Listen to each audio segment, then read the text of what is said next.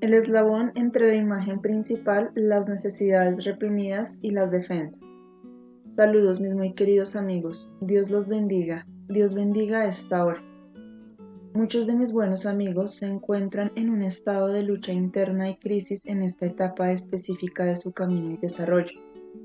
No es coincidencia que esto ocurra en este momento y a muchos de ustedes, ya que con el trabajo y el desarrollo adecuados, el núcleo del problema interno debe subir más y más a la superficie.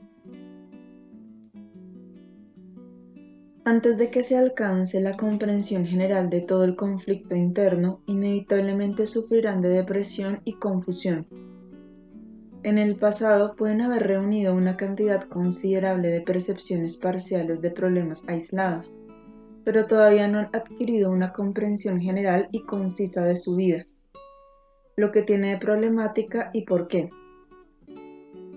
Todavía les faltan los eslabones principales de causa y efecto. Antes de que esta comprensión pueda ser suya, descubrirán que una parte de ustedes está enfrascada en una gran lucha.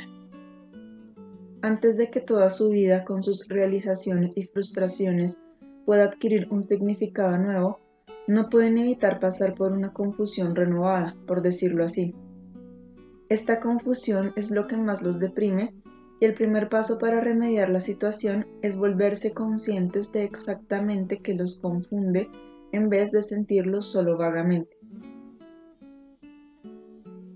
Su niño interior se resiste a crecer, desea permanecer inmaduro y está agobiado con conclusiones equivocadas, inviables y mecanismos de defensa destructivos.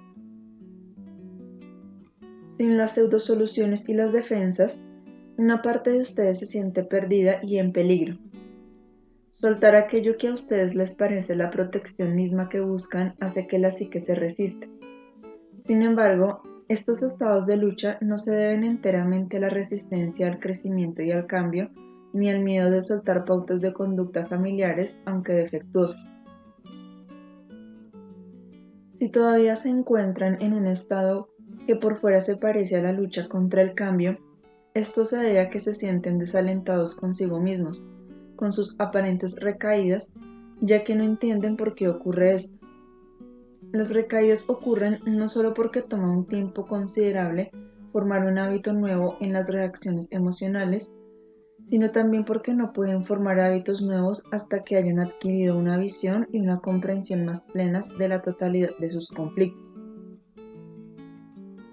Con esto no me refiero a una comprensión general y teórica, sino a una comprensión interna específica, personal y real. Esta comprensión interna llega solo después de muchas percepciones profundas, crecimiento y cambio en áreas específicas. Todo esto es necesario antes de que el núcleo pueda ser afectado. Con el fin de ayudarlos un poquito desde fuera en la comprensión interna del panorama global que tienen de ustedes, permítanme sugerir un eslabón importante que los conducirá a la percepción y la libertad necesarias. Sin embargo, deben entender que cualesquiera palabras que les lleguen de fuera solo pueden darles una comprensión teórica para empezar, pero no debe quedarse en eso. Deben usar estas palabras como directrices para obtener de ellas una comprensión personal y emocional. Deben establecer un eslabón con sus propios hallazgos, actitudes e imágenes. Consideremos las tres grandes direcciones de nuestro trabajo hasta ahora. Al principio nos ocupamos de sus imágenes. Como ya lo saben, siempre hay una imagen principal que causa la insatisfacción más importante en la vida. Debido a ella, sufren decepciones que se repiten. Así que tenemos que lidiar con las diversas conclusiones equivocadas y pseudosoluciones que constituyen la imagen principal. El siguiente tema de interés de nuestro trabajo es lidiar con las necesidades reprimidas y, en conexión con ellas, las emociones reprimidas positivas y negativas. En la tercera fase, investigamos el mecanismo de defensa que han desarrollado ustedes a fin de obtener lo que les parecía una protección. A esta categoría pertenecen las actitudes de sometimiento, agresividad y retraimiento. Estos tres aspectos, así como la imagen idealizada de sí mismos, forman parte de su defensa. pero su defensa es más que todo esto. La defensa básica es un clima interior general que todavía no siente. Tienen que reconocer su presencia a fin de volverse plenamente conscientes del daño que les ocasiona. Tienen que sentirlo intensamente, casi como si fuera un cuerpo extraño, antes de que puedan convencerse de su influencia destructiva que causa muchos resultados innecesarios y desfavorables. Veamos ahora cómo se conectan estos tres importantes mecanismos internos, cómo se entrelazan entre sí. Solo si poseen una comprensión plena de cómo se aplica todo esto a su propio caso individual, desaparecerán su confusión y después su depresión y su desaliento. Revisemos brevemente cómo llega a existir una imagen. Las heridas y frustraciones de la infancia, que todos los niños experimentan por lo menos hasta cierto grado, causan infelicidad y descontento. La situación que ocasiona esto lleva al niño a sacar precipitadamente la conclusión equivocada de que todas las situaciones similares producen un resultado similar. Así, lo que una vez fue realidad se convierte ahora en ilusión, porque ninguna generalización de estas puede ser válida. La generalización se congela en una masa rígida e inflexible en la sustancia del alma que debería ser fluida y dinámica de punta a cabo. Esto entonces es la imagen que más tarde actuará como una idea preconcebida. Pero la imagen también contiene siempre el supuesto remedio de la herida. Como la imagen es irreal, también debe de serlo el remedio, que, por lo tanto, nunca funciona. Esto es tanto más decepcionante cuanto que en realidad ocurre todo lo contrario de lo que el remedio debía lograr. No hace falta decir que todo el proceso es inconsciente hasta que logran volverlo consciente. Este predicamento trae como resultado más reacciones en cadena negativas. Los mecanismos de defensa se vuelven más y más fuertes en todos los sentidos posibles. Cuanto más sucede esto, menos posible es evitar las heridas que inconscientemente han trabajado tanto para evitar. Y mientras es inconsciente, no tienen manera de detener este proceso destructivo que es enteramente contrario a sus propios intereses. Muy pronto después de su primer impacto, empiezan a reprimir la herida original que los llevó a formar una imagen.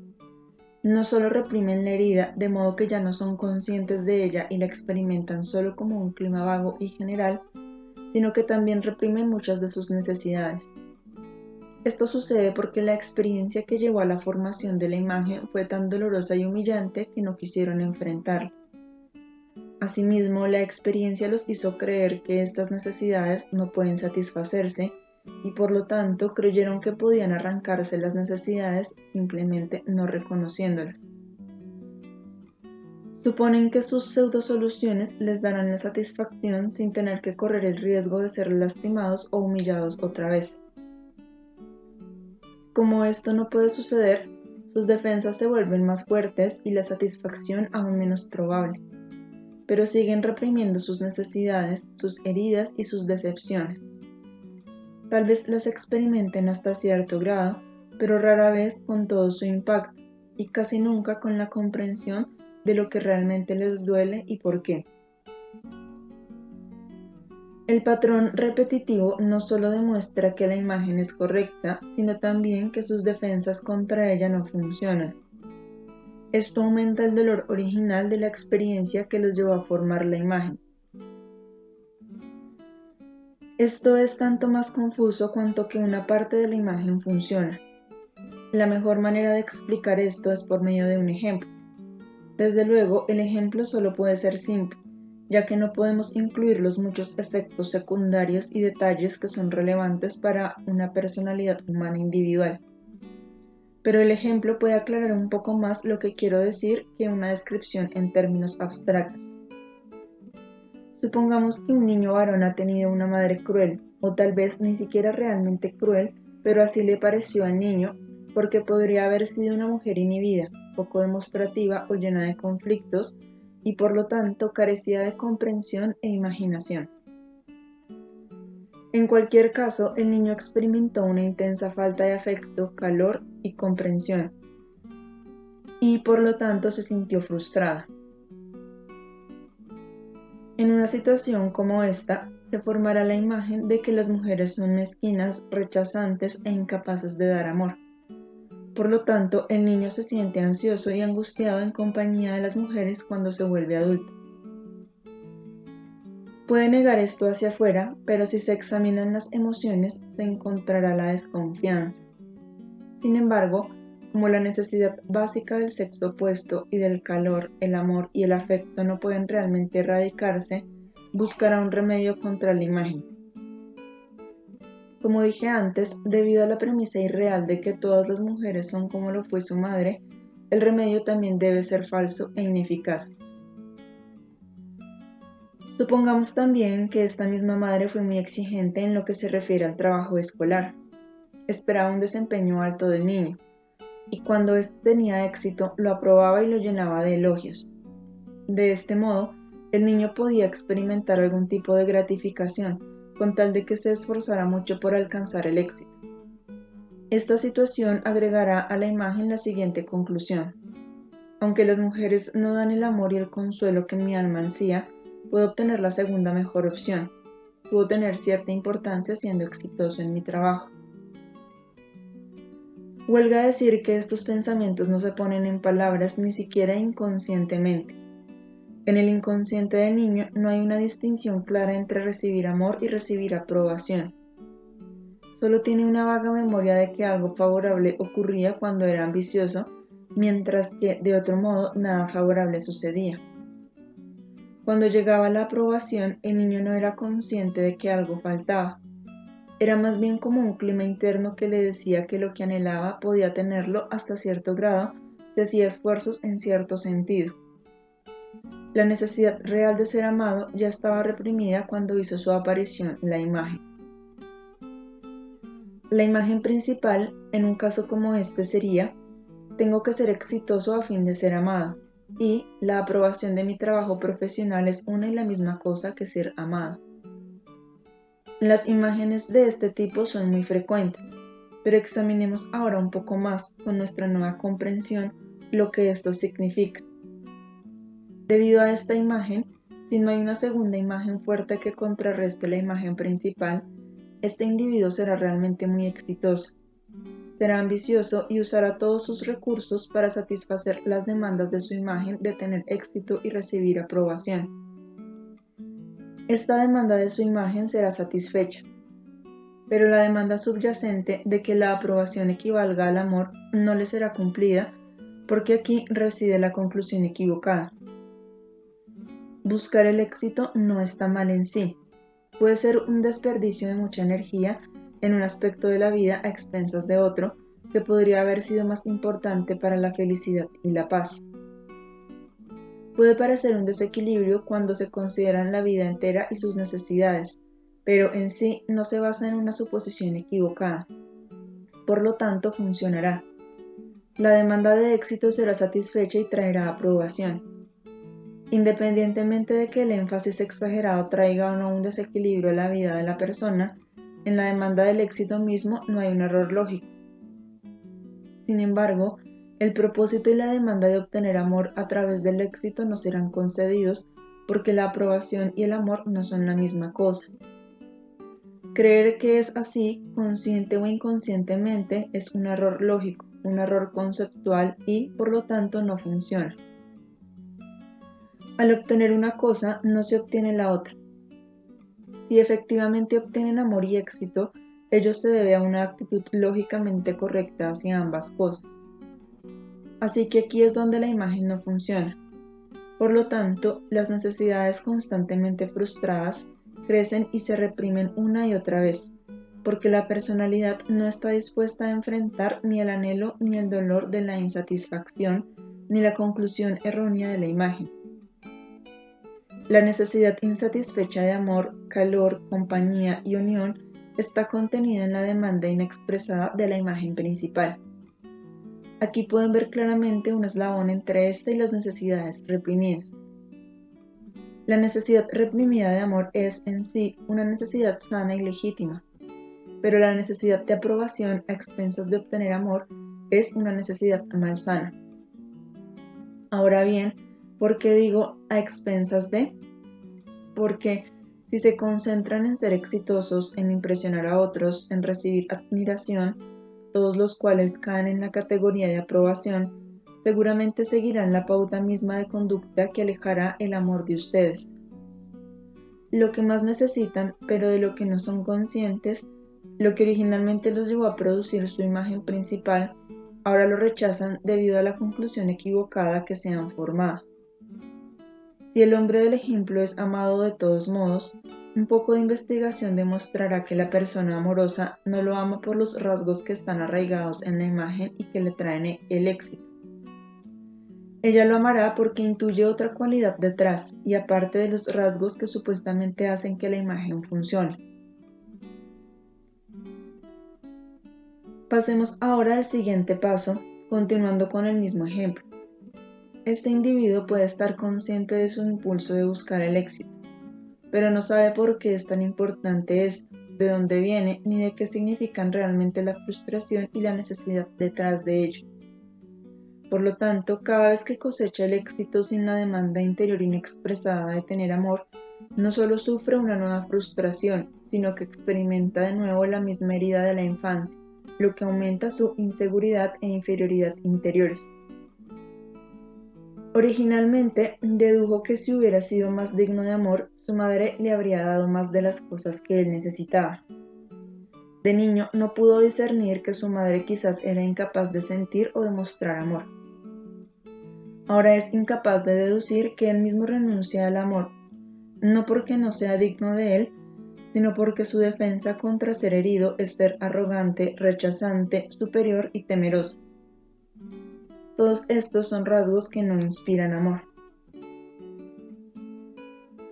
Solo desenredando todo este proceso puede desaparecer el doloroso sentimiento de inferioridad. El sentimiento de no ser digno de amor es lo que el alma se resiste a enfrentar. Él teme que lo que va a encontrar será efectivamente que no es digno de amor, así que lo reprime. Al hacerlo, no solo reprime el miedo doloroso, sino también todo el proceso de formación de imágenes, las necesidades, las demandas falsas, los mecanismos de defensa destructivos, junto con todos los rasgos de la imagen idealizada de sí mismo y las diversas pseudosoluciones. Solo atravesando valientemente este proceso descubrirá que en realidad no es indigno de ser amado, salvo cuando se presenta así por su mecanismo de defensa. Esta comprensión es una de las más importantes de este patchwork. Es válida para todos, de alguna manera, cualesquiera que sean las imágenes, cualquiera que sea la imagen idealizada y cualesquiera que sean las diversas pseudosoluciones. Aun si la pseudosolución es la sumisión, que parece tan opuesta a la arrogancia del agresivo buscador del éxito que niega sus necesidades, debajo de la sumisión se encontrará tanta arrogancia y superioridad como en las demás pseudosoluciones. Está vestida con una capa aparentemente más aceptable, pero contiene una estructura de defensa tan endurecida como la del extremo opuesto. La estructura de defensa es una parte invisible, percibida inconscientemente por todos, que prohíbe el amor al mismo tiempo que ruega por él.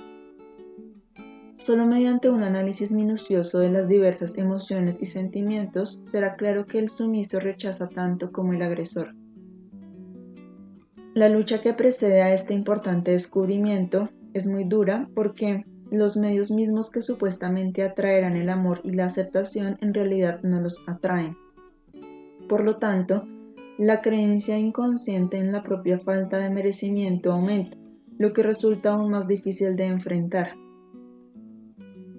Si atraviesan el dolor de volver conscientes la confusión y la creencia en su poco merecimiento, los aliviará descubrir que no son ustedes quienes son indignos de amor, sino las diversas estratagemas que usan para su protección. Este reconocimiento es de un valor incalculable y les dará una fuerza increíble.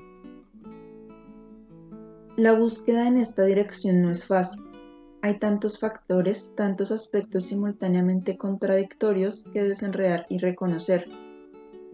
La percepción interna de un momento puede escapárseles otra vez. Recordar un sentimiento no rescatará a este de nuevo. Ya no significa nada. La experiencia de la percepción tiene que sentirse de nuevo hasta que su significado produzca un impacto más fuerte en ustedes. Solo observando repetidamente cómo sienten su defensa destructiva, lo que los obliga a hacer, sentir, pensar y cómo los hace reaccionar y de qué manera esto afecta a otros, verán y verdaderamente entenderán. Solo entonces soltarán poco a poco y se liberarán de dicha defensa, y solo entonces se manifestará su verdadero ser sin defensas. Este ser real muchas veces puede actuar completamente contra sus reglas exteriores conocidas, sus principios, sus patrones establecidos a los que se han acostumbrado tanto. Se necesita una gran lucha antes de que permitan a su ser real actuar, libre de sus niveles exteriores que son tan poco confiables como se los ha demostrado su vida en sus dificultades. Su ser más íntimo, que los conoce tan bien, que nunca los llevará por el mal camino, no puede funcionar mientras esté encerrado en la estructura endurecida y frágil de sus defensas. Otra dificultad en su lucha por hacer lo necesario y ver la luz resulta de la siguiente confusión. Como todo el mundo tiene un rasgo de sumisión, podrían confundir esta con la renuncia a su falsa superioridad, tal como confundirán la autoafirmación sana con esta misma arrogancia y superioridad. La diferencia es sutil pero muy clara. Mientras sigan encontrándose tan involucrados en sus problemas, es difícil percibirla correctamente. Luchan entre dos alternativas, cualquiera de las cuales podría ser sana o distorsionada. Hallarán la respuesta solo cuando hayan encontrado su punto de renuncia y estén completamente conscientes de la masa endurecida de su mecanismo de defensa. Examinemos por un momento la diferencia entre sumisión, apaciguamiento y el ser real desprotegido y vulnerable que debería estar al descubierto. Esto no significa más dolor, sino menos, amigos míos. Cuando apaciguan o se someten, cuando se dan por vencidos o permiten que otros se aprovechen de ustedes, lo hacen solo porque no pueden renunciar a sus necesidades y porque todavía no son conscientes de ellas. Se inclinan ante su incapacidad de ceder, de perder. Eso los priva de la dignidad de su ser real. Su ser real puede perder. Tal vez sea doloroso, pero nunca tan doloroso y amargo como la lucha por tratar de alcanzar lo imposible. No renunciarán a su dignidad cuando ya no quieran satisfacer esas necesidades a través de una pseudo-solución. No tienen que recurrir a eso si pueden enfrentar esas necesidades y ver cómo han renunciado a su realización por el proceso mismo que estoy describiendo.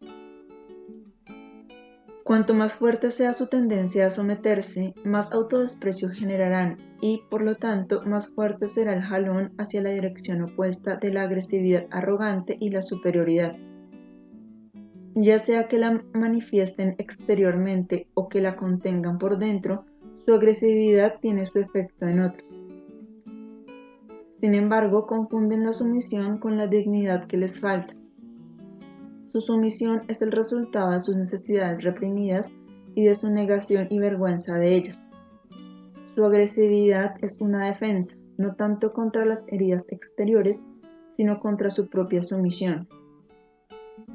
Se encuentran enredados en este conflicto. No pueden renunciar a la defensa que los mantiene encadenados a ambas tendencias.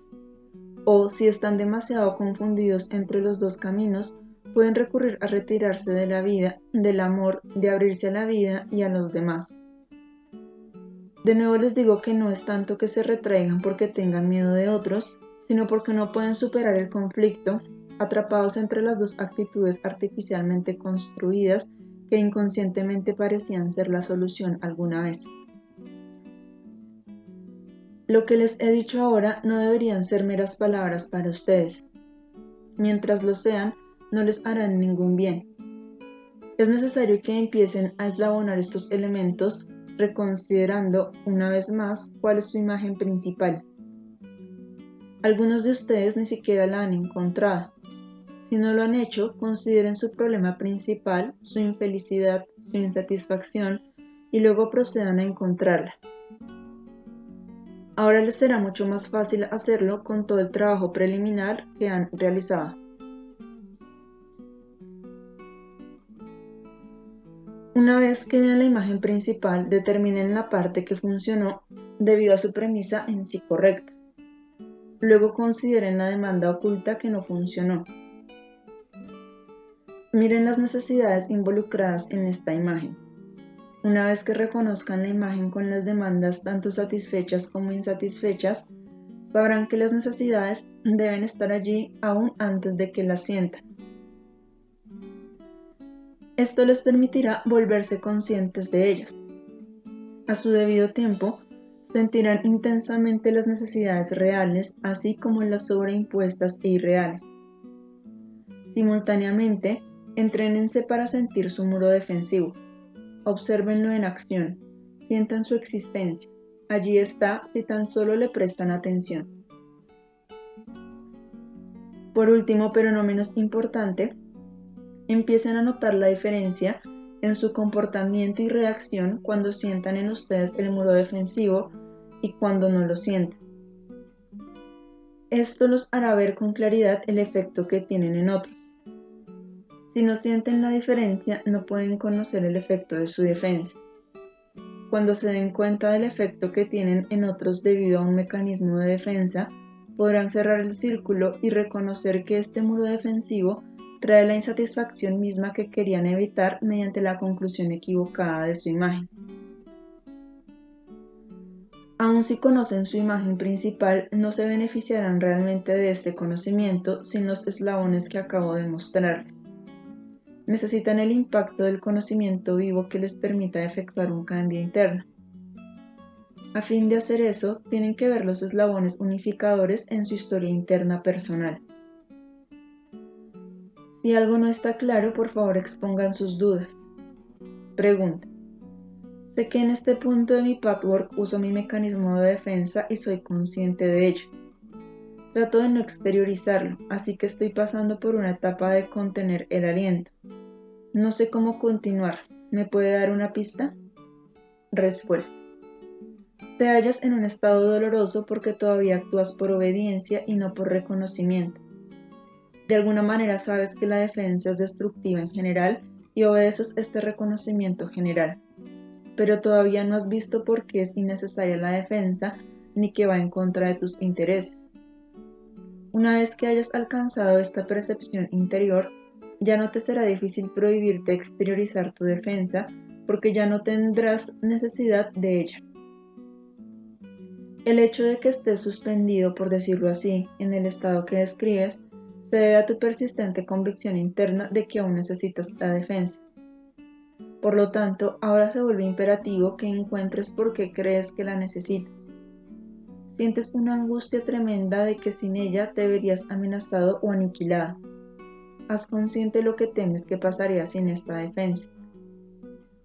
Lo que sucede ahora es que como ya no deseas usarla, la reprimes por la fuerza, pero por dentro no estás todavía convencido de que puedes prescindir de ella. Por lo tanto, sigues aferrándote. Tratas de hacer concesiones entre lo viejo y lo nuevo, pues no te sientas totalmente listo para lo nuevo. Sin embargo, otra parte de ti ansía la vida nueva. Este doloroso estado es el mismo que muchos de ustedes están atravesando ahora de una manera o de otra. Su reconocimiento claro no solo aliviará parte del dolor, sino que les dará una directriz clara de cómo proceder de aquí en adelante. Una vez que hayas encontrado la necesidad, podrás relajarte interiormente. Todo esto es difícil de explicar en palabras porque aquí nos ocupamos de los movimientos del alma. Trata de seguir estos movimientos, de visualizarlos. Lo que hacías antes de los hallazgos recientes era presionar la energía hacia abajo en un movimiento duro y apretado.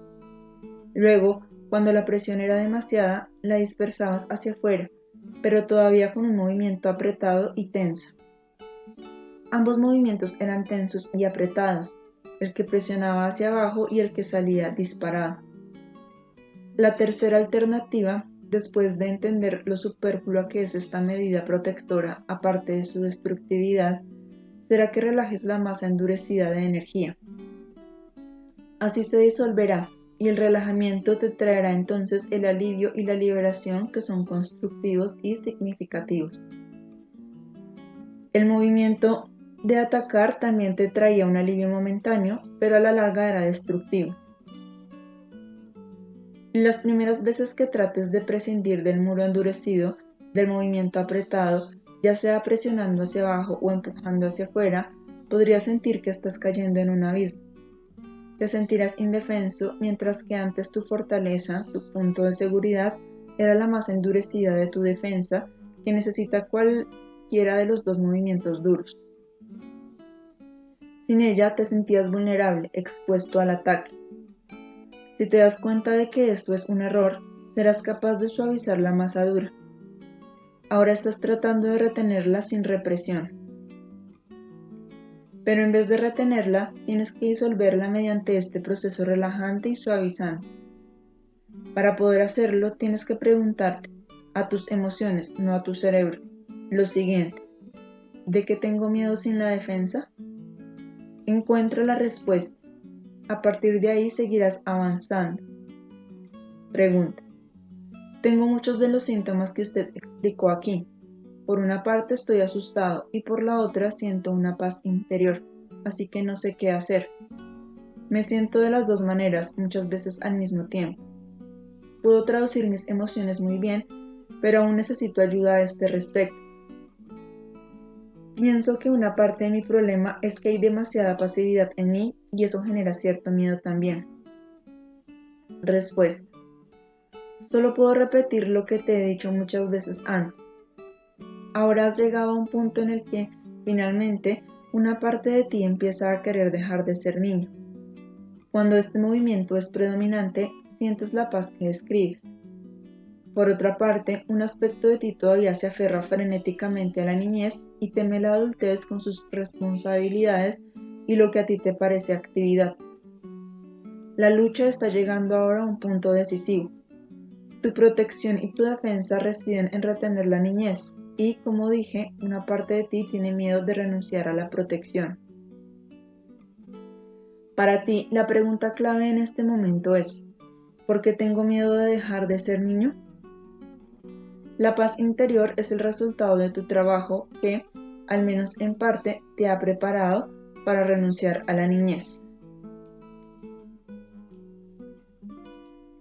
Pregunta: dijo usted hace algún tiempo que el resultado del mecanismo de defensa puede determinarse por el efecto que tienen otras personas.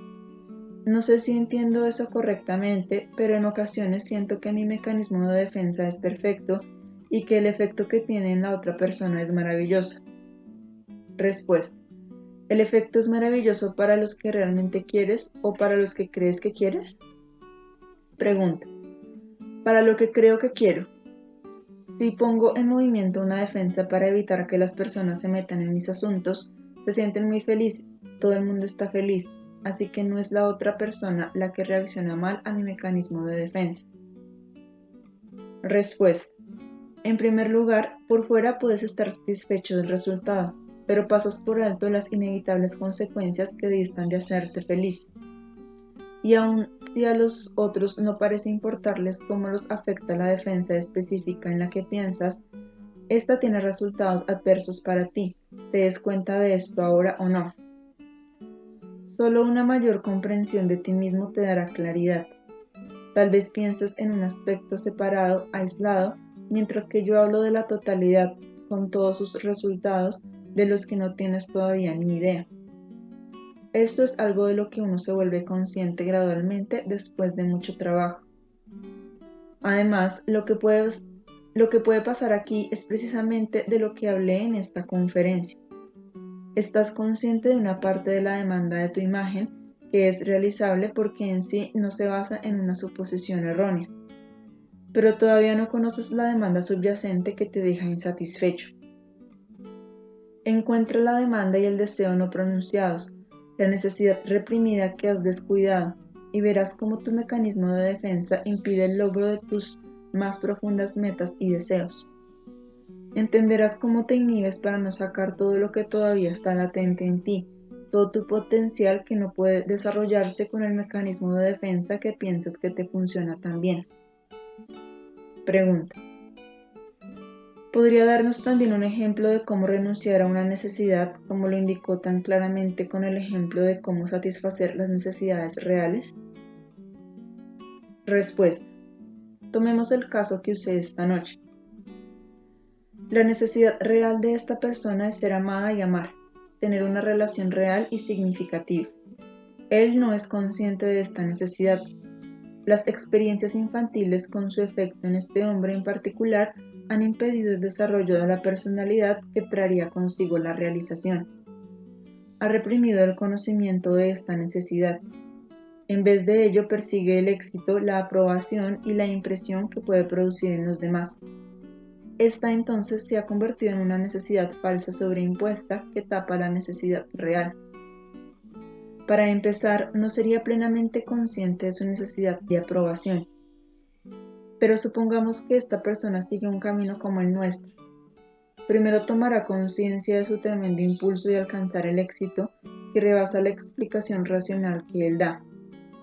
Poco a poco se dará cuenta de que una fuerza más grande lo apremia a seguir y seguir. Al principio no la entenderá, pero a medida que esté más dispuesto a examinar sus emociones, verá que existe la necesidad de aprobación. Detenerse en este punto no le traerá alivio ni liberación. Esto es solo parte del camino. Pero al proseguir, se preguntará por qué necesita el éxito tan intensamente. La respuesta será que la aprobación es muy importante para él. ¿Por qué es tan importante? Al consultar sus emociones muy honestamente y sin resistencia, por fin verá que su necesidad de amor se le negó de niño y que él mismo ha seguido negándola a través de la imagen con todas sus consecuencias. La conciencia de la necesidad real, una vez que se siente y experimenta verdaderamente con todo su impacto, de manera automática disminuirá el impulso de la ambición, el éxito, la aprobación, la impresión que produce en los demás el ser glorioso, especial y así por el estilo. Hará lo que quiere en realidad y distribuirá sus fuerzas y recursos de manera más armoniosa. Esto no quiere decir de ninguna manera que, de repente, perderá un interés sano en su trabajo, pero la armonía se establecerá gradualmente y la persona dirigirá su propósito interno hacia lo que había descuidado durante tanto tiempo. Llegará a ver cómo saboteó la satisfacción de su necesidad real mediante la persecución de la necesidad falsa. Verá claramente el patrón de conducta causado por la necesidad falsa y cómo dañó esta a la necesidad real. Por lo tanto, empezará a cambiar a ese respecto. Esta es una renuncia en el sentido real. Uno la logra mediante la percepción interior, mediante la comprensión plena de todos los ángulos. Esto conduce a la conciencia de que ya no tiene uno que aferrarse a las necesidades falsas con sus defensas destructivas. Pero el cambio nunca puede suceder por medio de un acto de la voluntad. Si descubres que empiezas a reconocer que existen en ti tendencias similares y tratas de renunciar a la necesidad por la fuerza, ello no te hará ningún bien. O no lo lograrás, o la ansiedad podría ser tan fuerte que produzcas otras tendencias destructivas y no seas consciente de ellas. Pero si atraviesas el proceso lento que acabo de describir, ocurrirá un crecimiento orgánico y la renuncia sucederá de una manera natural. Pregunta. Digamos que una persona tiene cierta cantidad de necesidades reales, como todo el mundo, y cierta cantidad de necesidades artificiales o falsas. Estas pueden no ser ni siquiera muy fuertes, pero ¿qué dirección específica puede tomar? Respuesta. Eso ya se respondió esta noche, pero déjame agregar esto. Cuando observas tus emociones con sus demandas interiores y no pronunciadas y ves el patrón de conducta resultante, cuando observas tus reacciones hacia otros y cómo los afectas, observa cuáles de tus necesidades son satisfechas y cuáles no. Tendrás un cuadro más claro del proceso que describimos. Toma conciencia de tus emociones, de tus necesidades y de tus defensas, de cómo te llevan a comportarte interiormente y por lo tanto también exteriormente. Llegarás a ver la respuesta, por sutil que sea. No obstante, para esto tiene que cultivarse una gran cantidad de conciencia interior. La mejor manera de hacer esto es trabajar en el patchwork que yo propongo y a lo largo del cual los guío constantemente. Permitan que sus emociones suban a la superficie y aprendan a lidiar con ellas. Entiendan su significado más profundo y su origen. Recurran también al trabajo de grupo en el que, entre otros beneficios, llegan a entender más cómo afectan a otros y cómo los otros los afectan a ustedes. Cuando su defensa surja en un caso y no en otro, entenderán la diferencia entre funcionar con o sin la defensa. Esto les revelará su vida interior, les ayudará a renunciar a las necesidades falsas y las reemplazará con patrones de conducta constructivos que satisfagan sus necesidades reales. Mis muy queridos amigos, que estas palabras encuentren un eco en todos ustedes, si no inmediatamente, entonces después de que hayan progresado un poco más. Sean benditos cada uno de ustedes. Regocíjense en este camino a la libertad. No se desanimen cuando se encuentren temporalmente en un aparente callejón sin salida, donde el camino es espinoso e intrincado y necesitan todo su esfuerzo para salir de la maleza y ver la luz otra vez. La luz llegará, no lo duden. Reciban nuestra calidez, nuestro amor y nuestras bendiciones. Queden en paz, queden con Dios.